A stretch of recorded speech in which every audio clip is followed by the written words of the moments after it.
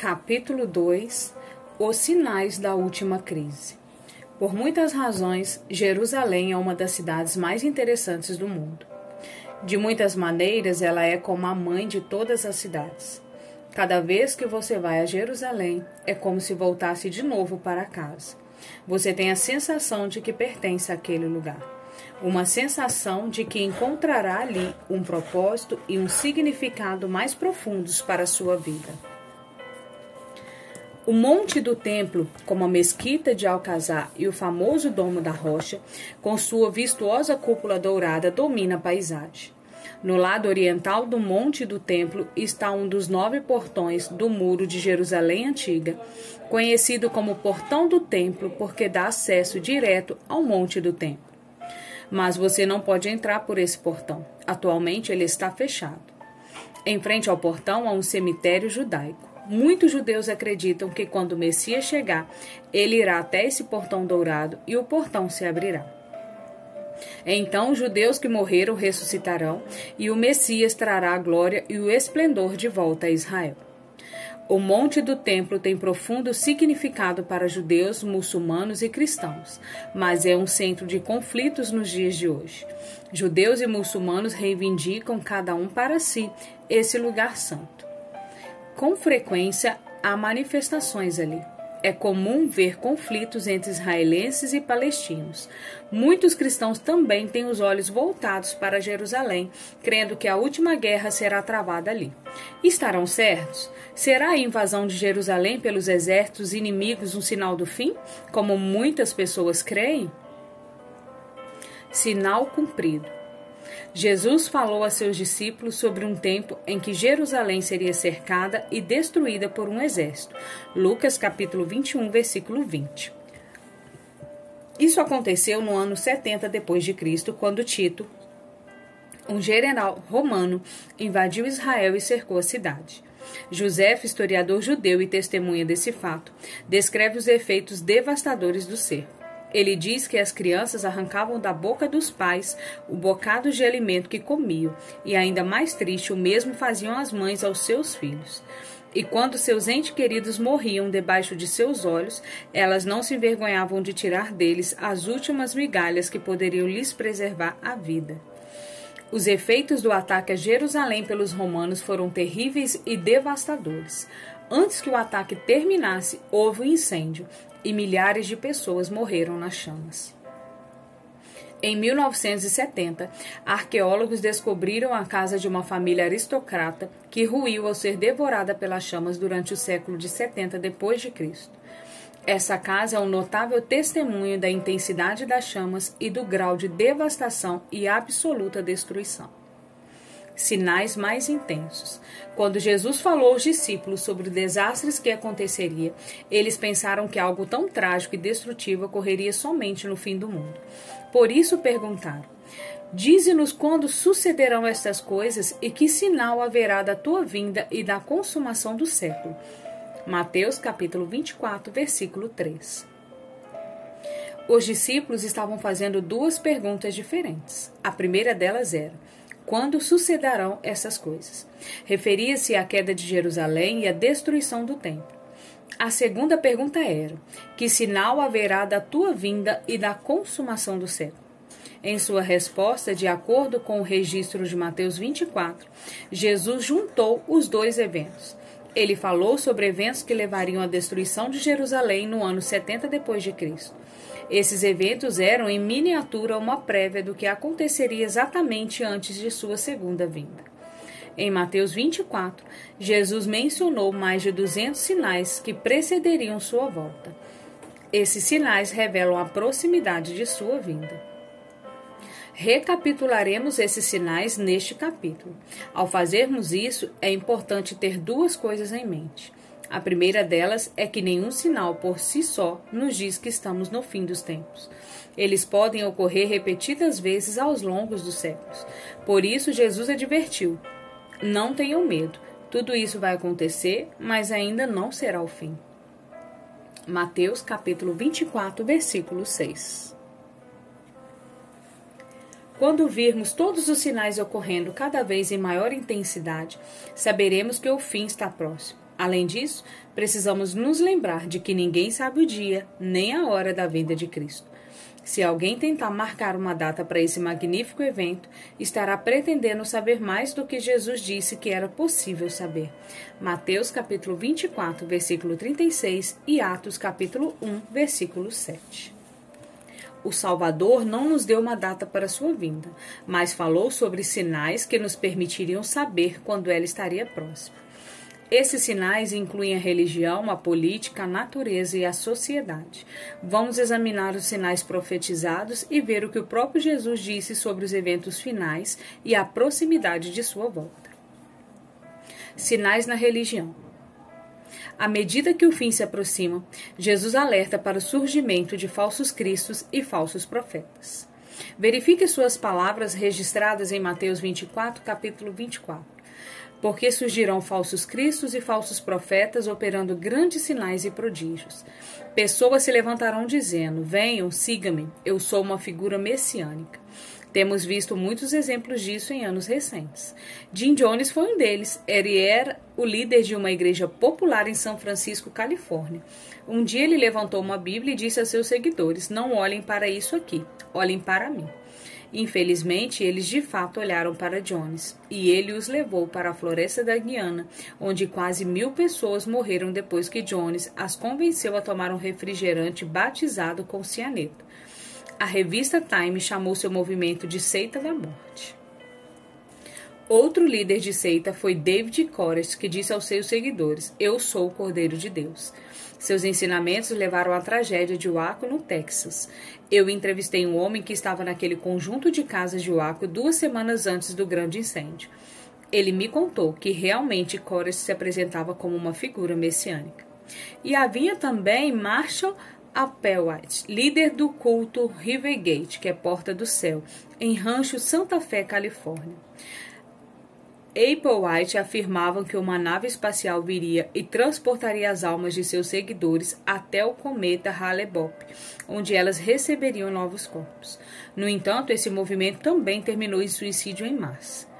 Em questão de horas, depois que a notícia se espalhou, a polícia de Rancho Santa Fé recebeu mais de 1.500 ligações telefônicas de pais cujos filhos tinham se unido à seita e que eles não sabiam onde estavam. Os exemplos anteriores são apenas de casos ocorridos nos Estados Unidos, mas falsos cristos e falsos profetas estão aparecendo em toda parte. No Japão, Soko Asaka e sua seita do destino. Em Uganda, milhares estiveram seguindo Joseph Kipweri e Credonia Maverinde. Jesus também predisse o surgimento de uma espiritualidade falsificada. Mateus capítulo 24, versículo 5, versículos 11 e 24. O fascínio com fantasma, magos e o oculto também está em alta. Livros, revistas e filmes sobre esses assuntos estão sendo vendidos aos milhões. Pense nas vendas bilionárias dos livros e produtos de Harry Potter. De acordo com a pesquisa sobre a identidade religiosa americana, ARIS na sigla em inglês, o ocultismo moderno, incluindo as religiões Wicca, pagã e druida, está entre os 10 maiores movimentos religiosos nos Estados Unidos. Os adolescentes, especialmente, são atraídos a esses movimentos, nos quais eles superam em número os antigos conversos na proporção de 3 para 1. Estima-se que entre 5 e 7 milhões de pessoas estejam envolvidas em seitas e em grupos similares somente nos Estados Unidos. E esses grupos estão conquistando cerca de 180 mil novos seguidores a cada ano. Numa sociedade em que a Bíblia está sendo desprezada e a experiência é considerada uma substituta da verdade das Escrituras, as seitas encontram terreno fértil para seu crescimento. A nova era também avança rapidamente. Nos últimos 5 anos, o número de pessoas que se identificam como pertencentes a esse movimento aumentou 247%. O movimento da nova era acredita que a divindade estaria dentro de você. Nesse sentido, todo mundo seria um Deus. A predição de Jesus sobre falsos cristos e falsos profetas está se confirmando diante de nossos olhos, pois é o que está acontecendo hoje. Suas predições sobre o surgimento de uma imitação de espiritualidade vêm se cumprindo diariamente. Guerras e rumores de guerra. O que Jesus disse sobre a realidade social e política no mundo no fim dos tempos? Em Mateus 24, versículo 6, ele diz: ouvireis falar de guerras e rumores de guerras. Alguém pode dizer: espere um pouco. Como as guerras podem ser um sinal do fim? Não tem havido guerras ao longo dos séculos? Não tivemos guerras em cada geração? É verdade que nenhum evento e nenhuma guerra isoladamente constitui um sinal da vinda de Jesus. Mas suas palavras indicam que logo antes do fim haverá conflitos numa escala global sem precedentes, porquanto se levantará nação contra nação, reino contra reino. Mateus capítulo 24, versículo 7. O século XX foi o mais sanguinário da história. Somente nesse século houve 165 conflitos armados. Houve pelo menos 160 milhões de mortes causadas por guerras no século XX. Foi a primeira vez na história da humanidade que tivemos guerras em uma escala dessa proporção. Tivemos a Primeira e Segunda Guerras Mundiais, a Guerra da Coreia, a Guerra do Vietnã, a Guerra da Indochina, a Guerra Irã-Iraque e conflitos no Oriente Médio, as guerras tribais na África, entre muitas outras. Agora pense no século XXI. Já tivemos a Segunda Guerra do Congo, além de guerras no Iraque, Afeganistão, Darfur, Sudão, Somália, Chechênia, Líbia e Síria. Tivemos os conflitos árabes-israelenses e o conflito Rússia-Geórgia, e o século está apenas começando. A nova guerra sem precedentes na história humana é o rápido surgimento do terrorismo internacional. Ataques terroristas nos Estados Unidos, Inglaterra, França, Alemanha, Bélgica e em todo o Oriente Médio deixou o mundo em sobressalto. Jesus disse que nação se levantaria contra nação, reino contra reino. Essa profecia está se cumprindo de maneira dolorosamente precisa. Falsa paz. Uma profecia adicional diz que ao mesmo tempo em que líderes nacionais estão falando de paz, eles estão se armando para a guerra. Note o que é dito em 1 Tessalonicenses capítulo 5, versículo 3. Quando andarem dizendo paz e segurança, eis que lhes sobrevirá repentina destruição. A tina dos tratados de paz mal secou e eles já estão guerreando outra vez. Generais e chefes de Estado apertam as mãos um dos outros, mas em poucos meses ou mesmo dias as guerras voltam a eclodir. A Primeira Guerra Mundial deveria ser a guerra que acabaria com todas as guerras. Depois que ela terminou, o Tratado de Versalhes foi assinado em 28 de junho de 1919, o que levou à Liga das Nações. Mas logo veio a Segunda Guerra Mundial. Depois disso, a Organização das Nações Unidas, a ONU, deveria ser um parlamento de nações que resolvesse todos os problemas internacionais. Porém, isso não aconteceu. O presidente Jimmy Carter elaborou um tratado de paz entre árabes e israelitas, mas antes mesmo que os signatários voltassem para casa, houve mais lutas. O presidente Bill Clinton tentou novamente. Você deve se lembrar da famosa fotografia na Casa Branca, na qual Yitzhak Rabin de Israel e Yasser Arafat apertavam a mão um dos outros. Foi um momento épico, porém não demorou muito para que a guerra recomeçasse. Assim como a Bíblia predisse, eles conversavam sobre paz, mas ao mesmo tempo se armavam para a guerra. Jesus diz que surgiriam falsos cristos e falsos profetas. Ele diz que haveria guerras e rumores de guerras, e ao mesmo tempo movimentos pela paz. Tudo isso está acontecendo hoje. Destruição aos destruidores da terra. A Bíblia também prediz que Jesus viria num tempo em que a humanidade tivesse o potencial para se autodestruir. Lemos em Apocalipse 11, versículo 18. Na verdade, as nações se enfureceram. Chegou, porém, a tua ira e o tempo determinado para serem julgados os mortos. O tempo para julgar os mortos é, naturalmente, o tempo do fim. E o verso continua: para se dar o galardão aos teus servos, os profetas, aos santos e aos que temem o teu nome, tanto aos pequenos como aos grandes, e para destruíres os que destroem a terra. Note especialmente a referência aos que destroem a terra. 100 anos atrás, a humanidade não tinha a capacidade de destruir o planeta. Em nenhum momento anterior na história, alguém teve essa capacidade. Mas, hoje nós a temos. Como nossas armas termonucleares, pela primeira vez temos a capacidade de nos autodestruir. quando o jornalista William Ripley, da famosa franquia norte-americana Believe in the North, Acredite se quiser, visitou o local em que as primeiras bombas atômicas explodiram em Hiroshima e Nagasaki, ele disse: "Estou aqui, no lugar em que o fim do mundo começou." Bem, você pode dizer, ele foi sensacionalista, mas veja a opinião de Harold Urey, vencedor do Prêmio Nobel de Química, que foi especialista em estudos relacionados ao enriquecimento de urânio. Na revista Collier's, ele declarou: "Eu sou um homem assustado. Todos os cientistas que conheço estão assustados, assustados pela vida deles e assustados pela sua vida." O que esses cientistas temem? Na realidade, eles sabem que esta geração tem nas mãos a capacidade de aniquilar a vida no planeta Terra. Uma equipe de cientistas da Universidade Rutgers, em Nova Jersey, da Universidade do Colorado e da Universidade da Califórnia, Los Angeles, fez essa declaração sobre os efeitos devastadores de uma guerra nuclear, mesmo pequena.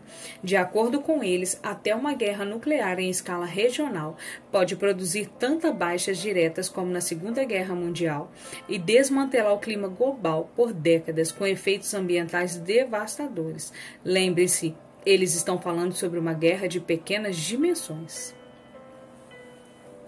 Outra preocupação que exige atenção na realidade atual é a possibilidade do terrorismo nuclear. Uma coisa é um terrorista explodir um carro-bomba, mas o que acontece se um terrorista fizer nações inteiras de reféns com uma arma nuclear? Pense no que pode acontecer. Não há dúvida de que em algum momento no futuro, terroristas poderão facilmente construir uma bomba nuclear se puderem reunir os materiais certos. Cientistas e líderes mundiais estão preocupados. Você sabia que isso também foi predito? Jesus diz que nos últimos dias as pessoas desmaiarão de terror pela expectativa das coisas que sobrevirão ao mundo. Lucas capítulo 21, verso 26. Ao mesmo tempo, Jesus também nos deu uma certeza. Imediatamente após falar sobre os aterrorizantes eventos do fim dos tempos, ele acrescentou: "Ao começarem estas coisas a suceder, exultai e erguei a vossa cabeça, porque a vossa redenção se aproxima." Lucas, capítulo 21, verso 28. Onde a mente secular vê desastre e um motivo para temer, o cristão vê sinais de esperança. Estas coisas são sinais de que a hora do nosso resgate final está próxima. Elas significam que Jesus está vindo outra vez. Glória a Deus, pois este mundo não será reduzido a um globo giratório de cinzas. Ele não será extinto no clarão de uma explosão nuclear. Jesus diz: "Não se turbe o vosso coração. Credes em Deus, credes também em mim. Na casa de meu Pai há muitas moradas. Se assim não for, eu vos teria dito, pois vou preparar-vos lugar. E quando eu for e vos preparar lugar, voltarei." João capítulo 14, versículo 1 a 3. Precisamos destacar essa palavra "voltarei". É por isso que não ficamos aterrorizados com o que está acontecendo em torno de nós. Não temos medo porque estamos olhando para cima. Nós, porém, segundo a sua promessa, esperamos novos céus e nova terra nos quais habita justiça. Segundo a Pedro, capítulo 3, versículo 13. Como fiel Abraão, estamos em busca de uma cidade, cujo arquiteto e edificador é Deus. Hebreus, capítulo 11, versículo 10. Sinais na natureza. Jesus também disse que haveria sinais na natureza. Você tem notado que coisas estranhas estão acontecendo? A natureza parece estar fora de controle. Se você acha que desastres estão se tornando mais comuns, é porque estão mesmo, escreveu Amanda Ripley, jornalista da revista Time. O número de desastres causados por inundações e tempestades tem subido 7,4% a cada ano nas décadas mais recentes, de acordo com o Centro de Pesquisa sobre a Epidemiologia de Desastres no Reino Unido. A temperatura do mar tem subido significativamente nos últimos 30 anos. Furacões, tufões e tornados, alimentados pelo ar quente e úmido, têm se tornado mais frequentes e destrutivos. A ocorrência de tromba d'água e chuvas torrenciais tem aumentado porque, se ao aquecer a atmosfera, ela pode reter mais umidade. Um dos efeitos mais prejudiciais das tormentas é a enorme quantidade de chuva que se precipita sobre as regiões habitadas. Muitos estão preocupados com as mudanças no clima e com o aquecimento global. Alguns cientistas acreditam que o derretimento das calotas polares pode causar inundações devastadoras nas cidades costeiras do mundo, matando milhões de pessoas. Fome, pestes e terremotos. Em Mateus capítulo 24, verso 7, Jesus diz: haverá fomes e pestes e terremotos em vários lugares. Pode parecer estranho falar sobre fome em algumas realidades sociais em que a obesidade é um dos problemas de saúde mais comum. Porém, ainda há muitos lugares em que milhões morrem de fome a cada ano. A Organização para a Alimentação e Agricultura das Nações Unidas, FAO, na sigla em inglês, estima em 793 milhões de pessoas sofram de subnutrição crônica. Isso representa aproximadamente 1/8 das pessoas que vivem no planeta, ou cerca de 13% da população mundial. Aproximadamente 21 mil pessoas morrem a cada dia como resultado de má nutrição, o que correspondem a 7,7 milhões de pessoas a cada ano. Jesus diz que haveria fomes e também pestes. O que é peste? Peste é uma doença que pode afetar as plantas, o ambiente e pode envolver a poluição da água e do ar, ou pode ser uma doença que afeta seres humanos. Atualmente, aviões agrícolas sobrevoam as lavouras e despejam toneladas de venenos mortíferos tentando livrar-se das pestes nas plantações. É muito raro encontrar algum produto que não esteja coberto de pesticidas. Em todo o mundo, a agricultura usa mais de 10 milhões de toneladas de poluentes tóxicos por ano. Essas substâncias alcançam nossas terras, rios e oceanos. Esse desejo insaciável de ganhar dinheiro mediante a produção rápida de safras, forçando o seu rápido amadurecimento por meio de produtos químicos prejudiciais, a fim de fazê-lo chegar prontamente ao supermercado, tem causado consequências devastadoras ao meio ambiente e à nossa saúde. Um grupo de cientistas se reuniu e publicou o que chamaram de alerta à humanidade. Eles escreveram: nada mais que uma ou poucas décadas nos restam. Veja bem, isso não é algum pregador falando do púlpito. Trata-se de um grupo de mais de 15 mil cientistas. De acordo com eles, nada mais que uma ou poucas décadas nos restam antes que a chance de termos de reverter as ameaças que ora confrontamos seja perdida e a perspectiva da humanidade sejam tremendamente diminuídas. Eles estão falando do aquecimento global, o efeito estufa. Estão falando de veículos e indústrias que emitem poluentes para a atmosfera, do derretimento das calotas polares e também do aumento do nível dos oceanos. Isso não é alarmismo, o perigo que enfrentamos é real. Estamos vendo outra forma de peste nas doenças que se espalham ao redor do mundo. Você tem visto as epidemias que desafiam profissionais de saúde. De onde elas vêm? Antes que a ciência encontre solução ou vacina para uma, outra aparece logo em seguida.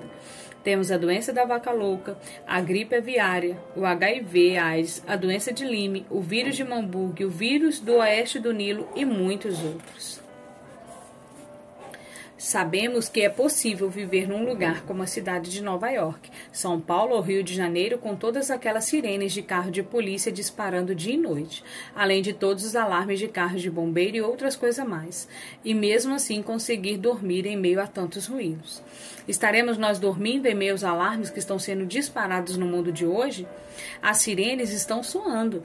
Estarão os sinais dados porque isso piscando à nossa volta sem conseguirmos perceber a urgência desse alerta?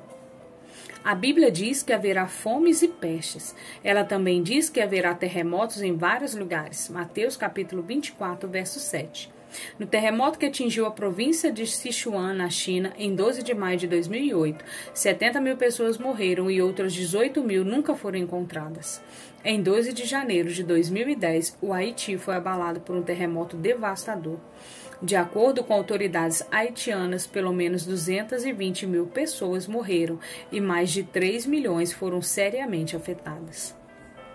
Além disso, tsunamis, deslizamentos de terras, alavanches, tornados e erupções vulcânicas vêm quebrando todos os recordes prévios por sua violência e efeitos devastadores. Mais de 25 bilhões de dólares em danos causados por desastres naturais são gastos a cada ano. É como se toda a natureza nos dissesse: Senhor, está na hora de voltares para nos livrares de tudo isso. Sinais na sociedade. Depois de falar sobre o mundo natural, Jesus passa a falar sobre a sociedade. Ele fala sobre o que está acontecendo em nossos lares, nossas comunidades, nossas cidades e nossa nação. Em Mateus 24:37 ele diz: Pois assim como foi nos dias de Noé, também será a vinda do Filho do Homem. Nos dias de Noé, poucas pessoas esperavam que viesse o dilúvio. Elas o ridicularizavam, chamando-o de louco, de fanático radical. A Bíblia diz: porquanto, assim como nos dias anteriores ao dilúvio, comiam e bebiam, casavam e davam-se em casamento até o dia em que Noé entrou na arca. Mateus 24, versículo 38. O que significa dizer que eles comiam e bebiam? Significa que para eles a vida seguia seu curso como sempre. Eles se levantavam todas as manhãs para cuidar de seus negócios como de hábito. Tinham vida social, visitavam os amigos e assistiam aos eventos esportivos. Conviviam despreocupados com a condição imoral, corrompida e violenta da sociedade. As advertências de Noé tinham pouco impacto sobre eles. As coisas temporais tomavam o lugar dos interesses eternos. As coisas da terra tomavam o lugar das coisas do céu. Isso pode acontecer hoje? Será que as coisas temporais estão tomando o lugar das coisas eternas? Se houve um tempo para você ter em seu coração em retidão com Deus, esse tempo é agora. Meu amigo, o pastor Harold Richard, do programa de rádio A Voz da Profecia, estava pregando um sermão como esse sobre a segunda vinda de Cristo.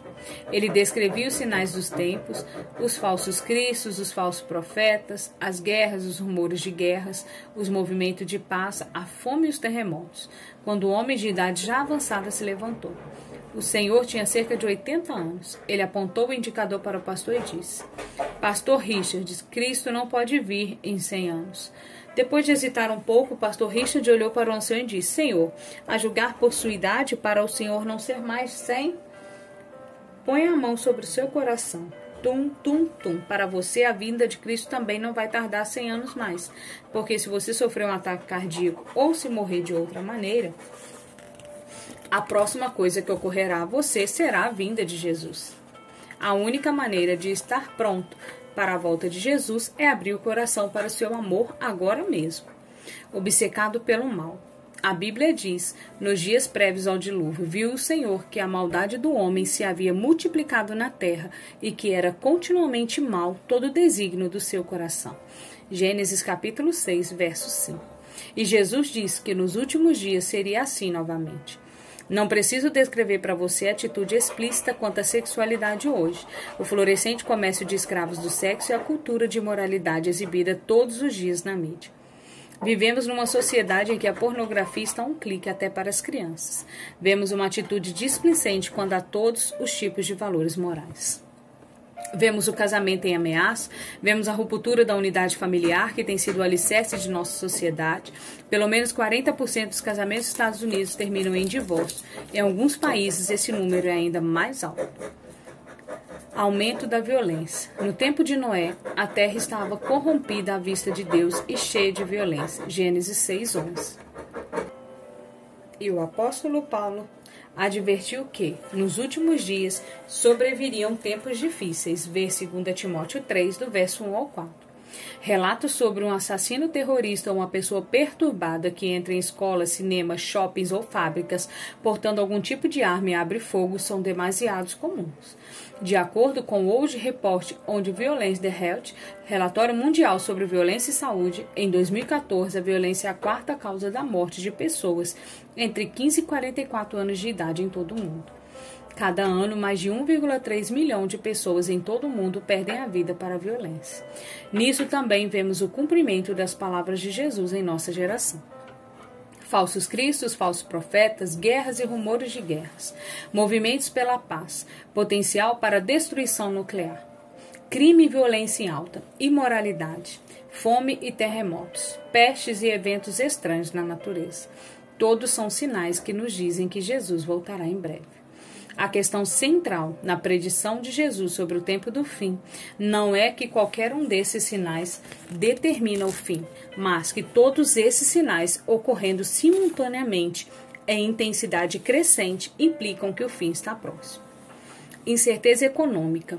Outro sinal dos últimos dias é a incerteza econômica. Em Apocalipse 18, verso 17, lemos: em apenas 1 hora, tamanha riqueza foi arruinada. Os versos anteriores explicam que Babilônia, simbolizando a confusão e a corrupção da sociedade acumuladas no fim dos tempos, amontoaria fabulosa riqueza.